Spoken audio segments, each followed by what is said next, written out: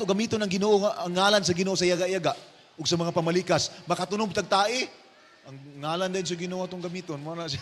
Sige lang, overview pa man ni siya. Gugma nato sa Dios, sayon kaayo ang gipangutanan niya no sa tuwa nga higugma, nahigugma ba daw ta sa iya? Yes, kung magtuman ta sa iyang kasuguan, nahigugma ta niya, sayon na kayong kasuguan. Magsimba ta sa iya, simba ta sa iya. Ang gugma na to sa tao, ahay sayon, magsupak-supak sa ginikanan, o magtuo, mutuo ta sa itong ginikanan, di ba? Masayon ang magtuo. Ahay sayon, magpatay dili. Masayon ang dili magpatay. Kanang mangabit, ahay sayon, mangabit o dili. Masayon ang dili mangabit, di ba? Pero thrilling ang mangabit. Pero lisod, kay madakpan, mag-away, mapriso, madakpan, ma-raid sa pulis sa chikinanan, ulaw, daghang kayong problema. Gipahimangnuan sa Ginoo. Nga masayon ang dili manapaw. Masayon ang dili mangawat.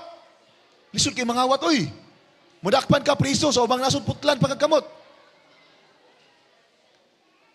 Sayon ang mamakak. Masayon ang dili mamakak. Masayon ang dili maibog. Yes, sayon kay higugmao ng Ginoo. Sayon kay higugmao ng isig katao. Peaceful kay tama kay igsuunan. Karon, pangutana. Unsa may tawag dahil sa tao nga nagaangko na kaila siya sa Ginoo. Unya, wa siya nituman sa kasuguan sa Ginoo. Wa siya nagbasa sa Biblia.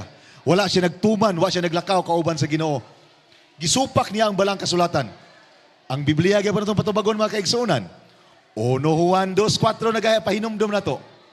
Ang nagapamulong, ang nagpaila, ang nag-angkon nga ako nakaila sa Dios, ako nakaila kaniya, o wala magabantay sa sugo, kini siya? Kini siya? Kini siya? Bakakon. Kusuga istingog dire. Bakakon. Ito ka, nihigugma ka sa Ginoo, nakaila ka sa Ginoo. Oh, Kristiyano ka, oh. Tuo mo ko sa Ginoo, oh, tuo ko sa Ginoo. Pero waka nituo sa sugo, unsa daw ka? Unsa daw ko? Bakakon. Pastor, ngano ni ani pamanggi ko diri, kabalo naman ko. Ngagibungkag na lang kasuguan. Wala na lagi kasuguan. Huno na agod, gibungkag na. So pwede na ka mapatay, pwede na ta manapaw. Tinuod ba? Pwede na ka mangawat. Abi ninyo mga kaigsuunan, mga kaigalaan. Tinuod ba? Ang si Jesus mismo. Niyan magud si Jesus, gibungkag nila ng kasuguan. Duha na lang ka balaod, gugma sa Dios o gugma sa tao. Si Jesus mismo nag-ingon, Mateo 5:17 nag-ingon, ayaw gini niyo huna-huna, ayaw intaon gini niyo huna-huna. Nga ako mianhi sa pagbungkag sa kasuguan o sa mga propeta unsay giingon. Mateo 5:17 nag-ingon, ako mianhi dili sa pagbungkag kundi sa tuman niini. Niyon gali siya, di ba? Ang ingon nga dili ka manapaw, di ba? Pero unsa pamaagi sa pagtuman sa Ginoo? Ingon si Jesus, abi ninyo, pamaagi sa akong pagtuman niini, sa pahinumdum na ko ninyo nga tumanan ng kasuguan. O sige, ingon ni Jesus, bisan ang pagtanaw nimo sa paa sa babae nga sexy kayo, unya naghunahuna kag dautan sa imong utok, nanapaw na ka. Mas gi-emphasize pagali sa Ginoo. Ingon sa balang sa pulo kasugo, di ka magpatay. Di ba lubaon man imong tao posilon. Pero ingon si Jesus, dili uy. Dili lang ana. Nagdumot ka sa imong silingan, parihara kag nagpatay og tao. Wala mong kaga ni Jesus pag ani niya. Iya pagaling Ginoong gi-emphasize. Iyang gipalisod wala.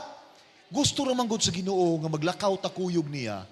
Nga dili ka magdumot sa imong silingan bisag giutangan ka na nga wa bayri. Higugmaon gyapon nimo imong silingan. Kay magdumot ka. Unsay mahitabo? Kung nagdumot ka sa iya, mura na daw kang nagpatay. Abi ninyo ang pagpatay usahay kasagaran biya na gasugod sa dumot. Kanang manapaw ka. Unsay may sugod ana pananaw. Hala, gwapa lagi to. Nagunahuna na dagdautan ng laki. Human, gi-rape. Unsay hinungdan nga gi-rape? Tungod sa sala, sa pagpanapaw sa huna-huna pa lang. So ang Ginoo nagpahinumdum si Jesus mismo, nagpahinumdum na to. Nga bisag ang pagtanaw, Nga lain, dautan yung pagtanaw sa kababae, kay puti kay paa, or nang gawas baga diri ang dughan. Nilain na yung mga nahuna, nanapaw na di ka. Kay gusto sa Ginoo nga magputli atong nahuna, nga atong asawa ra gyud ang gwapa sa atong pananaw. Peaceful ang kalibutan, peaceful ang pamuyo, walay away sa panimalay.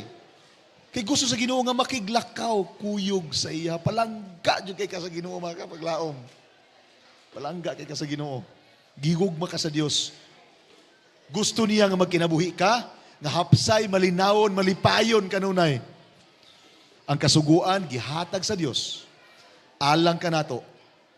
Alang kanimo aron kita makabaton ug maayo nga pagkinabuhi.